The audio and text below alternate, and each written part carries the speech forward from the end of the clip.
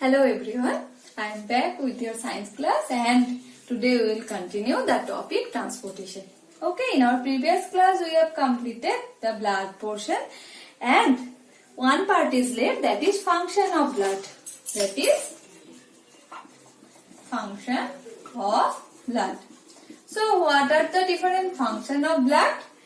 All of we know the different functions of blood. It is helps in transport. Okay. It helps in transportation or transport of nutrients, O2, CO2, waste, minerals, hormones. Okay, so it helps in transportation of nutrients, oxygen, carbon dioxide, waste product, mineral, hormones, etc. Okay, and it helps to maintain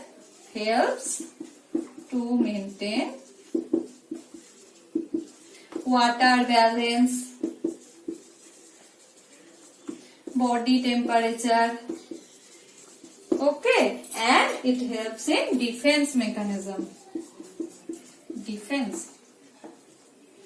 Defense mechanism, and it also helps in maintaining pH. It helps to maintain pH and helps in blood clotting. Okay, if any injury is there, it helps in blood clotting. So these are the main functions of blood. Okay, so next we will look into that part, that is clotting. That means how blood clots.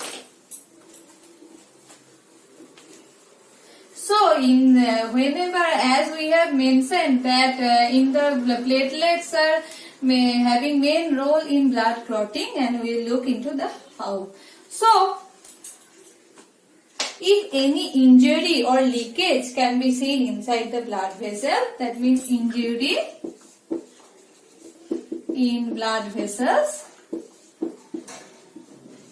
If any injury or leakage is seen inside the blood vessel, what will happen? They will secrete. That means first it will inform the platelets. It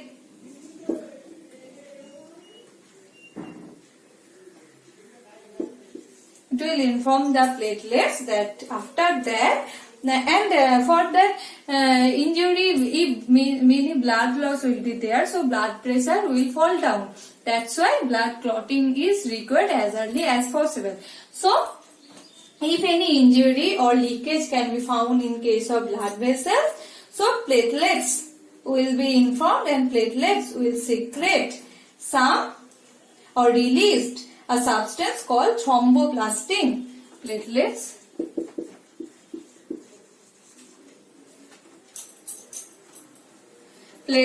will release a substance called thromboplastin. What platelets will release? Platelets will release thromboplastin. Platelets will release thromboplastin. Platelets will release thromboplastin. So what thromboplastin will do? Thromboplastin, with the help of that calcium ion, will convert prothrombin to thrombin, and in the presence of calcium ion, thromboplastin will convert prothrombin into another part which is called as thrombin. This is the some proteins which are present inside the plasma, and these are called as blood clotting factors. There are so many different types of blood clotting factors present inside the plasma. So that platelets will release thromboplastin, and thromboplastin will convert prothrombin to thrombin. And after that, and as you know that all the vitamins are essential in our body. So in our junior classes you have read that vitamin K helps in blood clotting, and now we will know that how vitamin K is essential is the formation of prothrombin in liver. Okay, prothrombin is formed in the liver and vitamin K helps in the formation of prothrombin. Okay, now thrombin will act on the fibrinogen and will convert into fibrin. Okay, so now prothrombin will act into, and with the help of KCa2 plus ions. With the help of Ca2 plus ion, thrombin will help to convert fibrinogen into fibrin. Fibrinogen is soluble form and fibrin is insoluble. So it will form clot. That means mesh-like network.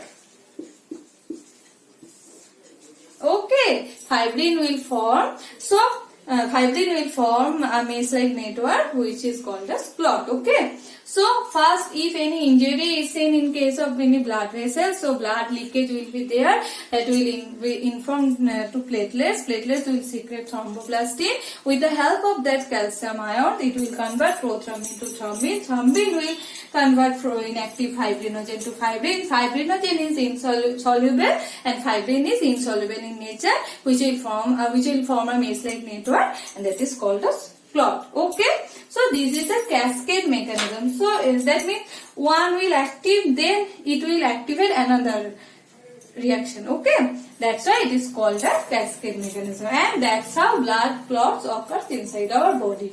Next we will see the different types of blood vessels.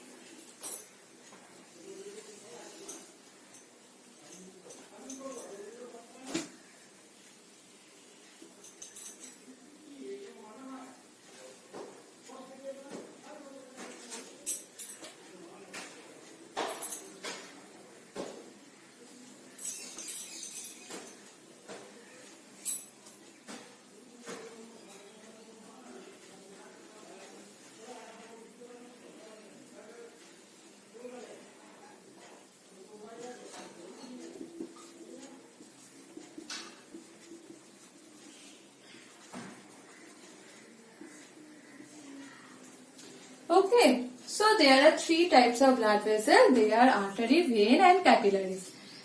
If we see, the first one is artery. It helps to carry deoxygenated blood inside our body. But in case of pulmonary artery, it carries deoxygenated blood. There is one exception, that is pulmonary artery. Okay, so artery helps to carry oxygenated blood and vein helps to carry deoxygenated blood.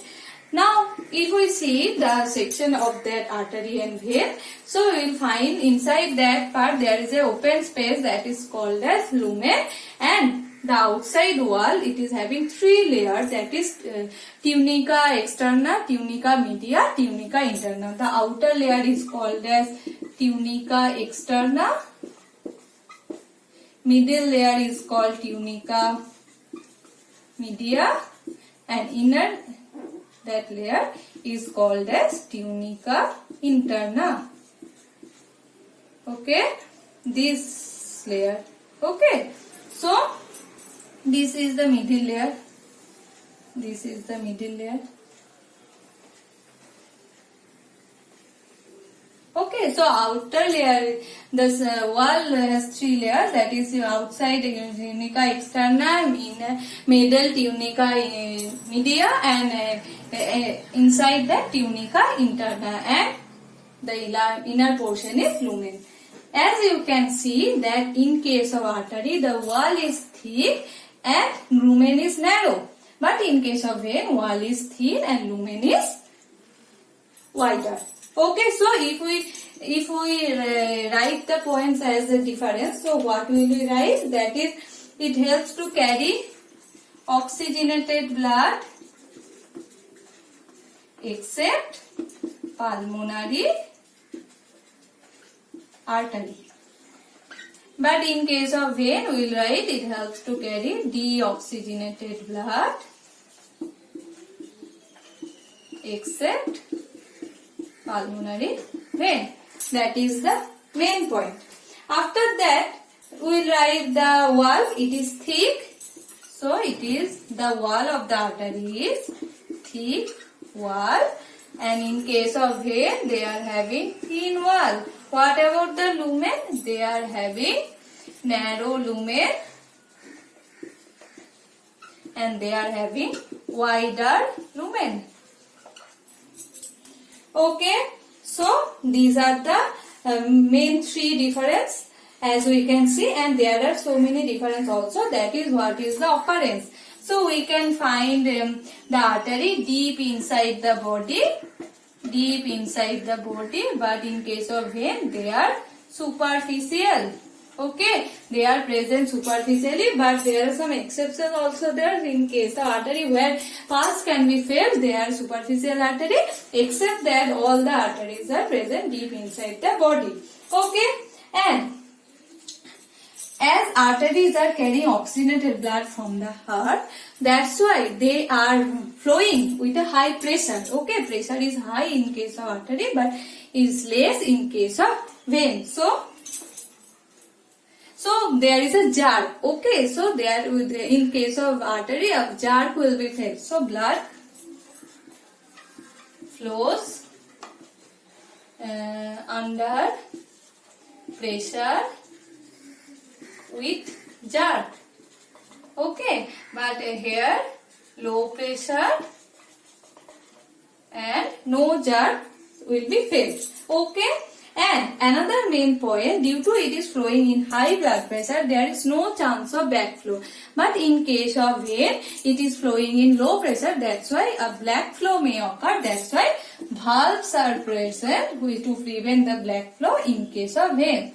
Valves are present and valves are absent in case of artery. Okay, these are the some common features about artery and vein. Next type of blood vessel is capillaries, and in case of vein, that means artery will carry the blood from heart to different body parts, and vein will collect the blood from different body parts and it will send to the lungs. Okay, so next we will see the capillaries. That one is third type of blood vessel, and in case of capillaries, they are not having three walls. They are having only one. That is only one layer in the wall. That is tunica. Internal layer is only present. Okay, and it is very thin. Okay, it is very thin. The diameter of capillary is very thin, near about 4 to 10 mm in diameter, and it is single layer. Okay, and the wall of the capillary has very fine pores for exchange of substance between blood and tissue fluid.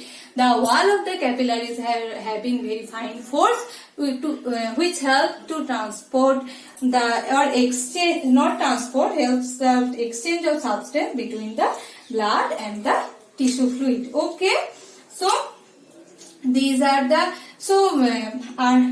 it will form a network like structure. So, and the movement of blood is very low inside the arteries. Okay, inside the capillaries. So the capillary first, if we see the structure, that the artery will divide into some branches which are called as arterioles. Okay, and they will join with capillaries.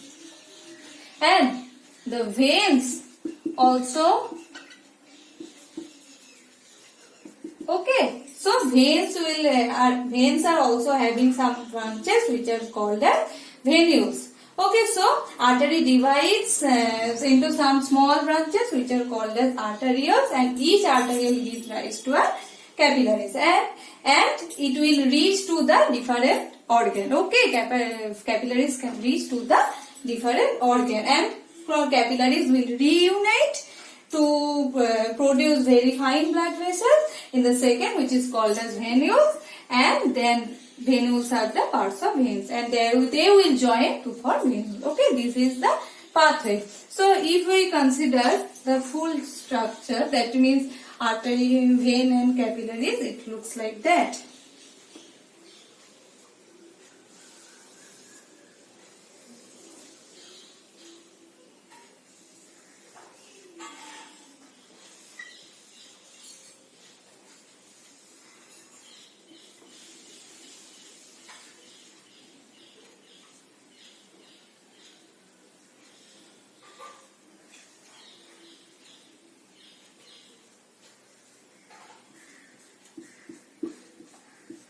I'm just drawing a rough diagram, okay? I'm just drawing a rough diagram. So these are the arteries. These fine networks are called as capillaries, and these are the venules. Okay, so this is a rough diagram of how capillaries, venules or capillaries are interconnected with each other. So with that, we have completed the different types of blood vessels. In our next class, what we will read? We will read about our pumping organ, which is called as heart, which is a muscular structure, and what are the different types of circulatory system present in different organisms. Okay, and in human, what type of different circulatory system is present. Okay, so for today, that's it, and thank you.